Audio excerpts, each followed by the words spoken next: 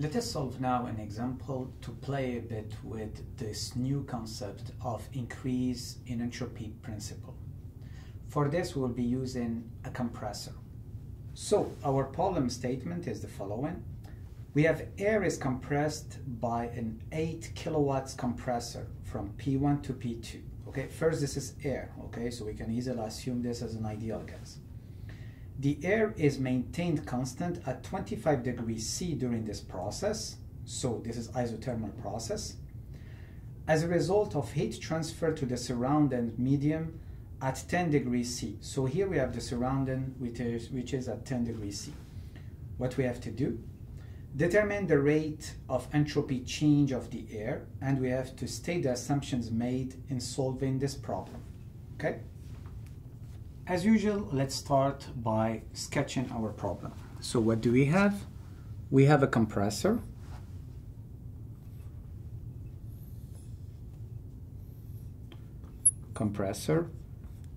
We have the inlet of the compressor. This is state 1. And the exit of the compressor at state 2. What do we know about state 1? We know that T1 is equal to 25 degrees C, okay? And we know certain pressure P1. And the exit, we know that T2 is also equal to 25 degrees C, okay? So we are claiming here that we are achieving isothermal compression. Obviously, this is a compressor, so we have to provide a certain amount of work. And this power is equal exactly to W dot 12 is equal to 8 kilowatts of power. We know that we are dealing with air, so this is fine because it will make our life easier. And the other thing that we know, which is extremely important here, is that the surrounding, okay, has a temperature, which is T surrounding, is equal to 10 degrees C.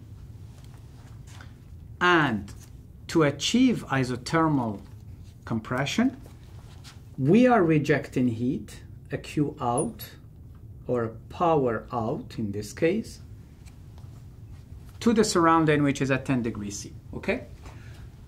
And ultimately, what we would like to answer here is this process, like compression process, possible or not? So, is it possible? At least from a fundamental point of view. So, to do this first, this is an open system, so we have to go through the first law of thermodynamics. And then we'll be using the increase in entropy principle, okay? And what we are expecting to see, if it's possible, this means that there is an increase in entropy of the universe, okay? If it's negative, so therefore this process is impossible, okay? So we select as a control volume first the compressor. Well, technically speaking, it's the air inside the compressor. Okay?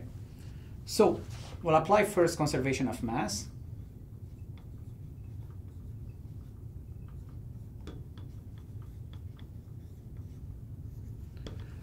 And for all actually, this problem will assume that it's steady state. Okay? So the conservation of mass will simply give us that the mass n is equal to the mass out. So m dot 1 is equal to m dot 2, right? And this is equal to m dot. Okay? This will make our life easier. Then we apply the first law of thermodynamics.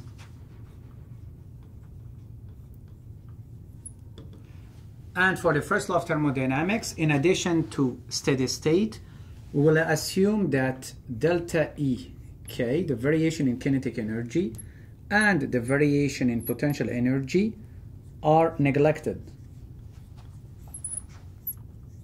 What I mean by neglected, they are neglected compared to the variation in enthalpy, okay, between the two different states.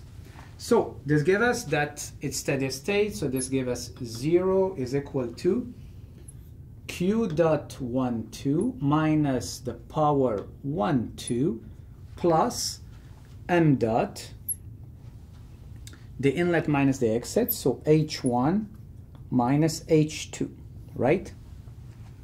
However, we are dealing with air, and air is an ideal gas. So you see that h1 minus h2 can easily be replaced by the integral of Cp delta T. We'll add another assumption. We'll assume Cp constant, and this will lead directly to m dot Cp T1 minus T2.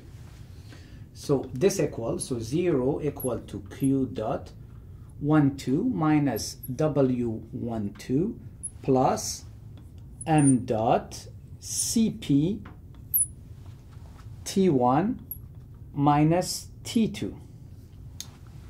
However, you can see here that we are claiming that we can achieve an isothermal compression. So T1 is equal to T2.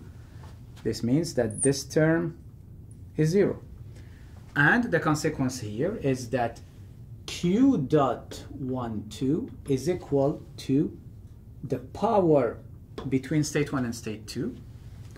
What do we have? We have a power is 8 kilowatts, but this is power in. So therefore, this heat out is equal to minus 8 kilowatts. So we are rejecting minus 8 kilowatts to the surroundings.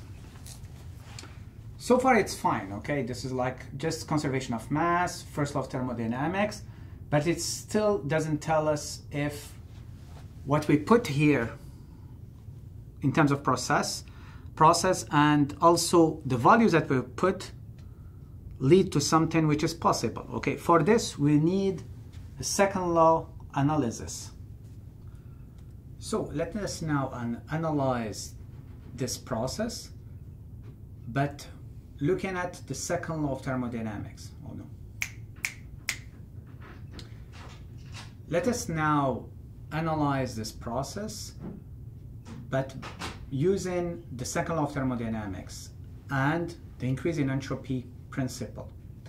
So for this, we will have to calculate the variation in entropy during this process.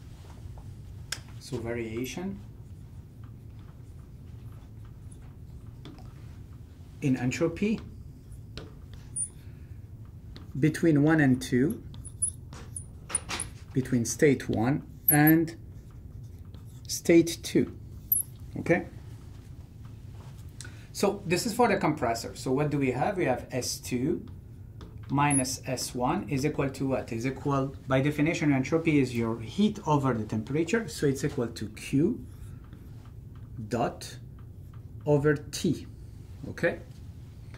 So what's happening to the compressor? The compressor is losing heat, okay? So it's a Q out. So this is equal to minus 8 kilowatts. And what's the temperature? This is the compressor. So the temperature of the air is 25 degrees C, okay? Be careful. It has to be converted to Kelvin. If we calculate this, this will give us minus 0.027 kilowatts per Kelvin. So, interestingly enough, is that you see that here there is a decrease in entropy, okay? So, but if we stop here and we claim that, well, it's not possible because we just showed that there is an increase in entropy principle, and here we have a decrease in entropy, so and this is impossible. But it's not true, because the compressor can decrease actually its entropy. It's fair, okay, because the compressor is rejecting heat. However, for this heat to be rejected, it has to be gained by the surroundings, okay? So therefore, we will have to calculate the change in entropy of the surroundings, okay? And then after this, we have to include the compressor in the surroundings and see what's happening to the entropy of the universe, okay? So now what we can see for the surroundings,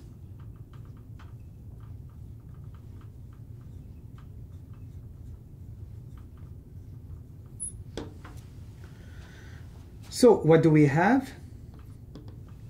So now it's delta S of our surroundings is equal to what? It's equal always the same thing, okay? It's equal to Q dot over T.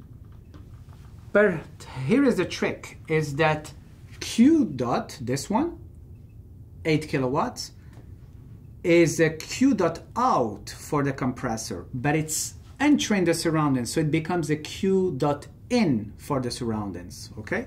So meaning that now it's not 8 kilowatts, but it's minus 8 kilowatts, but it's plus 8 kilowatts. Because now this guy is a Q in. Over the same temperature, sorry, this is completely wrong. The temperature now of the surrounding is 10 degrees C plus 273.15 degrees C. And this will lead to plus 0.028 kilowatts per Kelvin, okay? Now it's interesting because our compressor is decreasing its entropy. It's cooling down, so this is normal. But the price to pay for the compressor to reject this heat, the surrounding has to accept this heat, okay? So it's a Q in for the surroundings. And to accept this heat, its entropy has increased. But what's important for us is the overall change of the entropy of the universe, okay? Thus, the entropy of the universe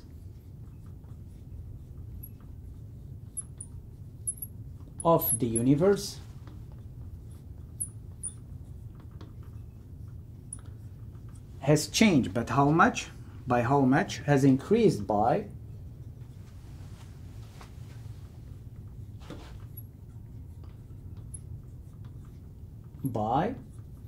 so the variation in entropy of the universe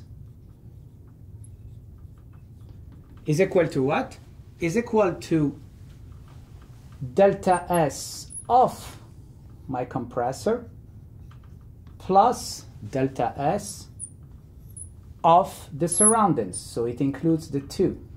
And this will give us the minus 0.027 kilowatts per Kelvin plus 0.028 kilowatts per Kelvin.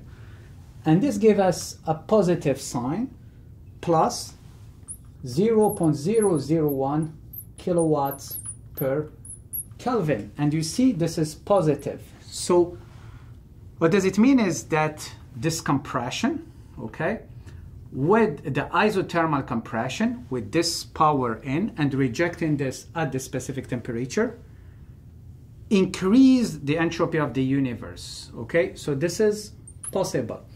You can see that the value is very small, okay? So meaning that we are borderline, okay? So that we are very, very close to something like an isentropic process, okay? So which means that from a fundamental point of view, it's still possible. However, from a technical point of view, this might be very challenging to achieve the conditions that we are stating here.